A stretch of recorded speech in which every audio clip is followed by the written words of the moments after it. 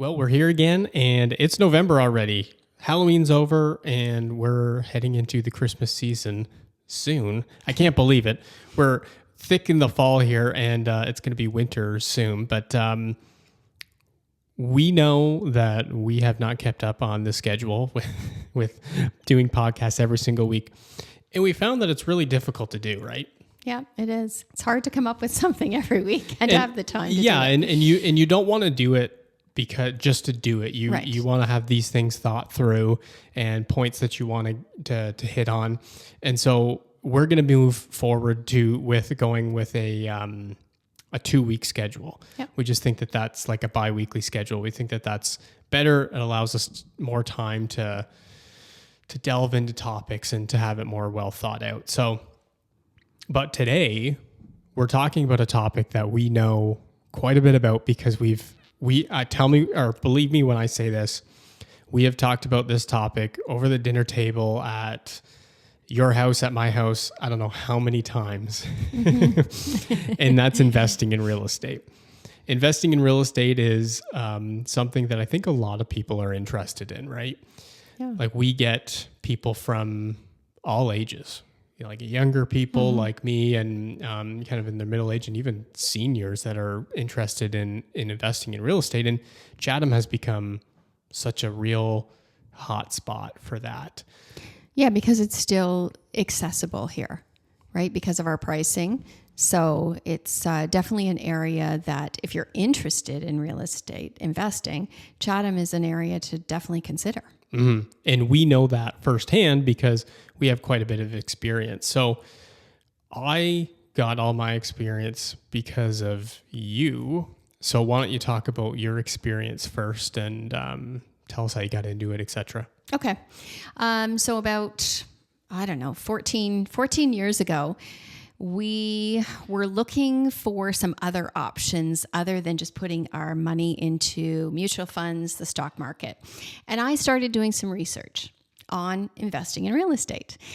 We then sought out 2 guys that were working out of Burlington who were Canadian real estate investors because at that time it was really hard to get information.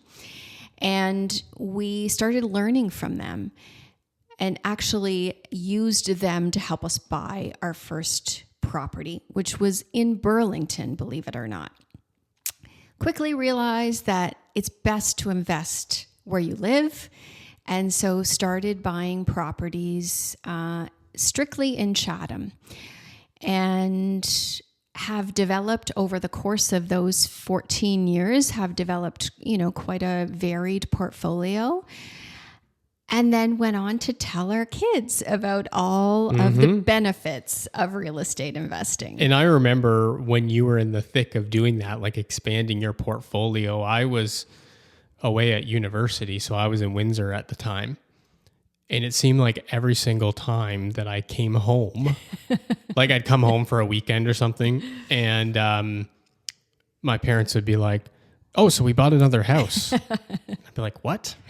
Like we're moving? No. We bought a duplex that we're going to rent out. And at that time, I didn't really understand the whole investing thing, and so I was like, "Oh, okay, whatever." Like, but like when you were doing this, so when did you start? Like when you first bought in Burlington, like give us kind of the timeline of that. I don't know dates, but it was, I'm not even sure of the dates, but I think it was about 14 years ago. So what would that be? 2010? Maybe it was a bit before then, actually. And we bought our first house, which was a single family home with the idea of a rent to own scenario, which is what we had learned about.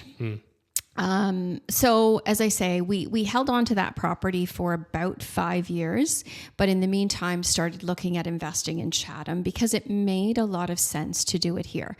And the beauty of real estate investing is that, when Dane says we started buying properties more quickly, that's the beauty of having equity in properties.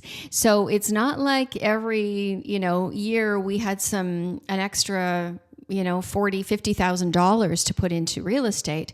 It just became that the equity started to build in the properties, and we could borrow against that equity to buy another property. For sure. And that's a big thing. There is a little caveat there that only really applies when interest rates when interest rates aren't super high. That's a topic that we can get into another day about refinancing and rolling in equity. But interest rates when you guys were doing all that were relatively stable, so you were able to do that. But. You're right, but they weren't low. They weren't, they weren't low. I don't even remember what the first interest rate was, but I'm guessing it was about 4 to 5%. And it worked at that time, even with those interest rates. Yeah, the numbers it all comes down to the numbers. And when you're talking about investments, there are lots of factors that you have to take into account, but ultimately it comes down to the numbers and does it make sense as an investment? Exactly. Just like any other stock or mutual fund, like it comes down to the numbers and what makes sense and rate of return, all that good stuff. Exactly. So I, in turn, got introduced to real estate investing in 2018, I want to say. So I just moved back from Windsor. And I'd started a job in Chatham. And so you guys had said, you should look into real estate investing and, potentially buying a multifamily property and living in one unit. And we've talked about that on this show before. Mm-hmm. It is about house hacking, which is, living in one unit and renting out the other one, like in a duplex, or renting out multiple units if it's a triplex, fourplex, etc. And being able to live as cheaply as possible, right? By having the tenants pay down your expenses, so you're living, with very little expense. So I got into that with a friend, and then was able to roll that into, a single family home, projects with other people, and my wife even got involved in that. And that's the ultimate act of like trust and love. I will, because we weren't even married yet. And Emily, I think you had talked to her and said like, maybe you should buy a house because she's a registered nurse, had a great job, and, was thinking about buying a house, but was kind of like, had lots of savings because she's a saver. So you're like, why don't you buy a house? And so she ended up buying a house, and her and I actually lived in that house when we first got married, but it's now a rental property that is generating good income for us. And since then we've gone on to do anything from 2 to 5 units to single family homes. Mm-hmm. And I know that you have basically single family, 2, 5, 6, and then a 6-plex. Yeah. Mm-hmm. So obviously the market at those times were different than they are now. Right. I will say that the rental market is different too. You're right. So it's all, as you said, it's all about the numbers. It has to make sense as far as the numbers go. And that can work in any market depending on what your numbers are, what the rental rates are, what the interest rates are. But it's all an exercise in running the numbers, which we, always talk about. Mm-hmm. And one thing that I've come across that I think is a really, really cool tool is that through our brokerage, through Royal LePage, there's a new program called Investor's Edge. Actually, let me congratulate you, because Dane, you didn't give me a chance to say it. Dane just received a designation that he's going to tell you about, and it's definitely a huge benefit for our investor clients or anybody who wants more information about investing, because not only do we have a lot of personal experience and certainly business experience, but now he has this added specific, very tailored to investor knowledge. So tell us about that. Yeah. So Roy LePage just introduced a new program called Investor's Edge, and Investor's Edge is geared towards helping agents who are investor focused to broaden even their knowledge base. So I have been introduced to some really, really cool tools that are really in depth too, like running numbers that I never even thought about before, and now understanding why they are important. So these new spreadsheets, new calculators from any kind of different property. So it could be like a multifamily, it could be a single family, it could be pre-construction or short term, like there's Airbnb, Verbo, like all of those sites. So some of these tools are geared maybe more towards bigger cities. Like there's a lot more pre-construction, say in Toronto than there is in Chatham. But a lot of these things, the principles stay the same across the board, like a buy and hold multifamily duplex. The principles still apply in Chatham like they do in Toronto or London or Windsor. So going through this program has been something so cool, and it's something that I was passionate about because we have worked with so many investors over the years that anything that we can do to help people even more and help ourselves at the same time, because we do this stuff ourselves, but just knowing that there are certain things at your disposal to be able to help people make the most informed decisions, to accurately forecast things. Because when it comes to investments, you're not only worried about, okay, how does this perform currently on day one, but 10 years from now, what's my investment going to look like? And we can forecast that with, accurate projections, conservative projections that give us a really, really good idea. We can't guarantee anything, right? The market will do what the market does. But if we have historical trends at our disposal, we have good calculators, we have good numbers, conservative projections, we can give people a huge pro forma that is pages long that'll tell you about your investment over time. And when I was doing these pro formas, I was like, holy crap, man. Like, I wish that I had this when I was running numbers on things, because like it's got this beautiful spreadsheet of all these different numbers and graphs and projections. And it's just a wonderful, wonderful tool. And that website is going to be coming live in the next couple weeks with Roy LePage. So something that I'm really, really excited about that we're going to be implementing into our business, because for all our investor clients, we're just leveling up for you. Exactly. Trying to serve you better. And we know as investors ourselves that because we've seen some horror stories of people getting into the investing game without information, without the knowledge, without somebody to kind of guide them who's been there before or has the information. So education is the most important thing, and knowing exactly what you're getting into. So with our combined, certainly years of experience and experience with real estate, and now with Dane's extensive knowledge in this investor market, we think we're the best team to serve realtors in Chatham-Kent. Yeah, it's always one thing that I always encourage people to do is, if you're considering investing in Chatham-Kent real estate, first and foremost, work with somebody local. Yes. I don't, if there's one thing that I could tell you, it's work with somebody local who knows the areas very well. I would never feel comfortable selling in Toronto, because I just have no idea what the values are, what the neighborhoods are like, and appreciation, all that good stuff.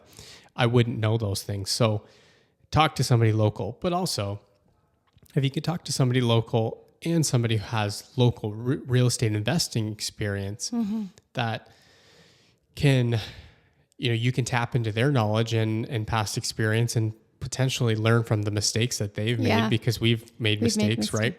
Yeah. I think that that's a really good combination. And those people oftentimes have like a power team, right? Yes. So they have professionals that they trust that they can refer you to, whether that be contractors, handyman, accountant, lawyer, stuff like that. So investor focused resources. So all that is to say that in 2024, with how the market is now in Chatham-Kent, if you were searching for an investment property right now, tell me one thing that would be that you'd be looking for. Like, and I know that's a really, really broad question, but like, if you could, if you were looking on the market and you're like, okay, so these are the things that really matter to me and Dad in the past, and this is kind of what I'm looking for. Like, what would that look like? The first thing I would say would be location. Now, that doesn't mean that we're looking for A neighborhoods. That's a big thing when it comes to investing, yeah. You know, you have to, and that's where a local realtor will know the locations to stick with and the ones to stay away from.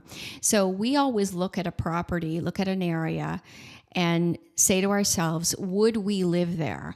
Because we want to provide housing for people that we feel proud of. So we are not going to be in the worst areas. We are always going to make sure that we're in an area that we consider safe. So that's the first thing that we always look for. Yeah, and that directly correlates usually to like appreciation. Exactly. Those areas tend to appreciate better than the neighborhoods that I guess we would say are not as great. And there are a lot of investment property, like especially multifamilies, what I find, that are in, like if you had to grade neighborhoods, like we normally, like when my mom said a B neighborhood or an A neighborhood, sorry, we normally will grade them like A, B, C, D. And an A neighborhood, we normally will reserve for those really, really nice single family homes. You often don't see multifamily homes. And a lot of times the houses in those neighborhoods, if you're considering investing in a single family home, it doesn't necessarily make sense because the values are higher. You have to get more rent. There's more risk there. Doesn't really make sense. So when you move down to like a B neighborhood, that's when you tend to find some maybe single family homes that are lesser value, that are still safe neighborhoods, but they're not as lucrative as A neighborhoods, but that's okay. But you also can see some really nice multifamilies in those neighborhoods. They're not as common, but they are there. And then once you get into like C neighborhood, I find is a big one where there's a lot of multifamilies. Those are like the areas that are kind of on the cusp, I guess, of what personally we would consider investing in. It really depends even on the location of the street. Right. Like sometimes it's literally, is it on the corner or is it in the heart of that street? And we can talk to you about examples. My last project that I bought was literally about that. I only bought it because it was close to something else and it wasn't in the heart of a street that I wasn't a fan of. So, and then obviously like D neighborhoods, like there are some in Chatham that we personally wouldn't invest in, but if there's an investor who is maybe after cash flow more than anything else, they can do that. So and you have to be aware of the tenant profile that you are looking for. That's a big thing. So if when for us and you, we're looking for a pretty good tenant profile. So we are going to go for even those, as you say, those B and C neighborhoods, where that's where we're looking really for properties. And I totally agree with you when it comes to the location of the property. The one thing for me, if I could kind of piggyback on that, like location obviously is huge. One thing I think that is really, really helpful to find for me is if I were looking for a multifamily or a single family, I'm looking for something that I can potentially add value to as well. So the location, you can't change the value of that. That's why you're looking for a decent location, because that is just something that's going to help you on the back end that you can't really do anything about. What you can do something about is what the building looks like. Right. And oftentimes when we have gone into houses that reek, that have damage, they smell. What is the one thing that we normally say? We say, smells like money. That's exact. I knew she'd get it because we say that a lot, right? And I say that to clients too. I bet you there's some clients watching that laugh. Like Dane has said that to me. So like things, like smoke or cat pee or garbage, like a lot of times if a property is accurately valued, then you can get some good, Exactly. Good deals. You can get some good deals. And so like that ties into having kind of that power team. So if you have a contractor, contractors who that can do the work for you at a good price that you trust, they're efficient, you can do really, really well on that. And you can improve the numbers. And we have. We've improved a lot of our buildings and continue to improve as we have tenant turnover. And that's just a wise thing to do for your investment. Mm-hmm.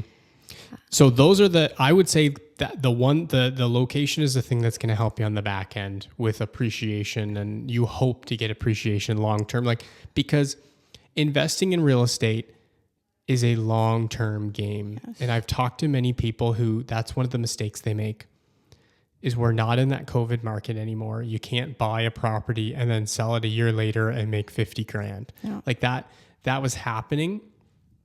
And that doesn't normally happen in the market here in Chatham-Kent. So knowing that when you buy something, this is a long-term investment. And that's one thing that we can help with our projections. Say, this is what's going to happen, hopefully, in the next 10 years or 5 years or 15 years, as opposed to being like, well, I'm going to make an early exit. So, it is important to try to buy something at a good valuation where you've done your homework, but don't expect to make a whole lot of money, overnight or within a year. No, a buy and hold is where you're going to build your wealth. It's really about building equity and getting to the point where you eventually either use that because you've built so much equity in that home, you use the rental income for your lifestyle, or you then sell somewhere down the road, which is kind of where Dad and I are starting, into that point of liquidating some real estate and using that to fund our retirement. Mm-hmm. So it's important that not only is it it's a long-term investment, but it's also not a passive investment. Not even close. Many people say, oh yeah, I'll just buy a rental property and I'll just let my tenants pay my mortgage and I'll just collect the money. Real estate investing is not passive. It is a very active investment strategy. So you have to be willing to do the work. And that's where we see a lot of people just exit out. Because and that's okay, right? Like that's totally okay if you get into it and think, I can't do this. I'm not into it. Right. Don't like the headaches, don't like the stress, and like totally fine. Yeah. As long as you know that. But going into it, there are ways that you can help that with a property manager, etc. But it is still relatively hands-on. Like you're going to deal with headaches, etc. But the big thing about real estate and what we'll kind of end on here is that there are 3 different ways that you primarily make your or accumulate wealth, we'll say, not make your money, accumulate wealth long-term with real estate. So the first one is just by building equity. So when you have a property and your rent, at least in Chatham, the rent that you're collecting should cover at least, the very least, your mortgage payment. So every time that you make a mortgage payment, there's going to be principal and there's going to be interest. Principal means that's money that I'm taking back from the lender. So I take a little tiny piece of the pie back. And if that's $500 a month, great. I didn't pay that, but that's $500 in my pocket each month, even though it's not in my bank account. It goes towards my net worth, and net worth we could talk about that all day in another video.